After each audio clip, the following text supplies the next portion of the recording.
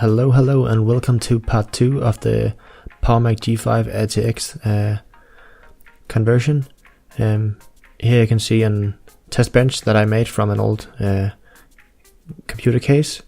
I never really got to use it, so I'm gonna sacrifice it to make this PowerMac G5 ATX conversion.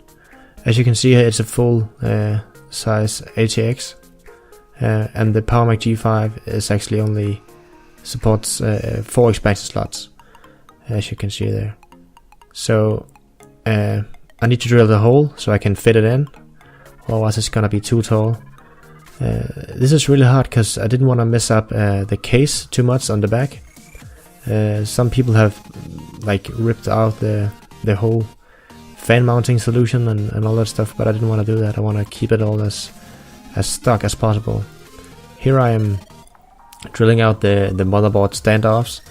They were, I think, I'm not sure if they were 16 mils or it was over 20 mils tall, and they didn't really need to be that tall, and if they were that tall I had to cut a hole and cut away some of the material on the back, and I didn't want to do that.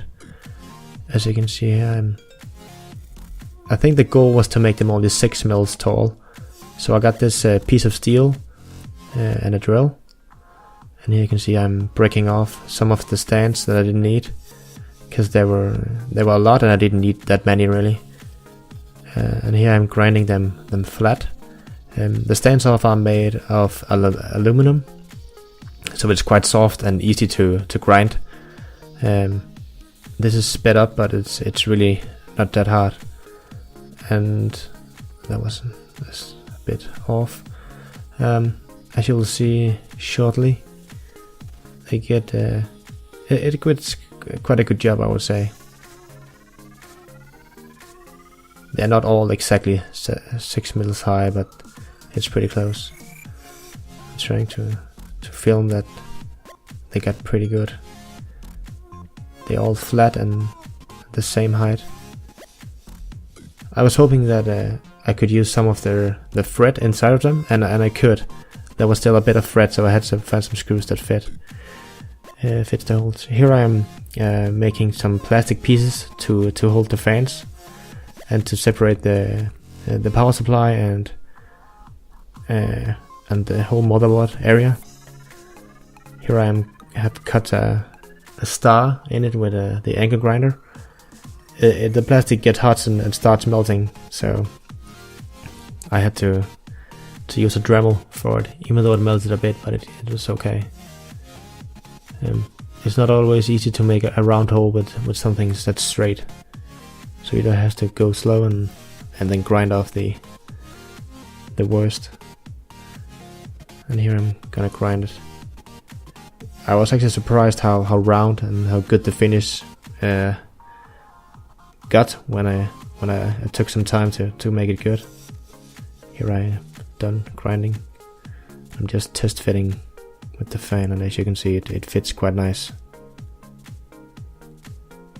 I had to make the fan holes right next to each other, because at this moment I didn't have the new cooler yet, so I had to use my Corsair H100i, I think. These are the rubber mounts that were used with the original fan mounts for the CPU. Here I have mounted the motherboard in the case, and here I'm trying to test fit the sliding mechanism I want to have in the front of the case. Here's the motherboard tray again. As you can see, I didn't cut into the holes where the 92mm fans is on the back. It was a close fit, I have to say that. Here you can see that the sliding mechanism for the fans is being mounted. I did glue this in place with super glue, and it was strong enough. It has cured overnight here, and it's quite strong. Yeah, glued overnight. There was one problem though. When I painted these white plates, they got a bit thicker due to the paint, so it doesn't slide that good anymore, but it doesn't slide out unintended as well, so it's good and bad. Here you can see that you can see due to the white plastic, you can see it through the mesh of the front, and it wasn't supposed to do like that. This is the front audio and the USB. As I mentioned in the first video, I wanted a microphone and an audio out, so I had to do some tinkering with an old front panel. I think this is from an Acer, sad as it is, but yeah, it's from an old Acer. And the idea here was that I mounted on an old DVD drive, so I can put it in place and just slide down the mechanism. You'll see that in a later video as well, how it works, and it really works quite well.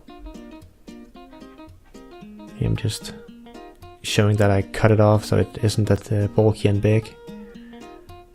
I cut my finger as well. It's quite nice. I could have drilled a bit better holes, but at this point I just wanted to finish them out. My computer has been split to atoms for like 3 weeks at this point, so I was just starving to get it back in working condition. Here you can see I mounted on a plate from an old DVD drive, and time to paint. And that was about it. If you want to watch the next video in the series, or you didn't see the first part, you can click here in the navigation bar, and thank you for watching.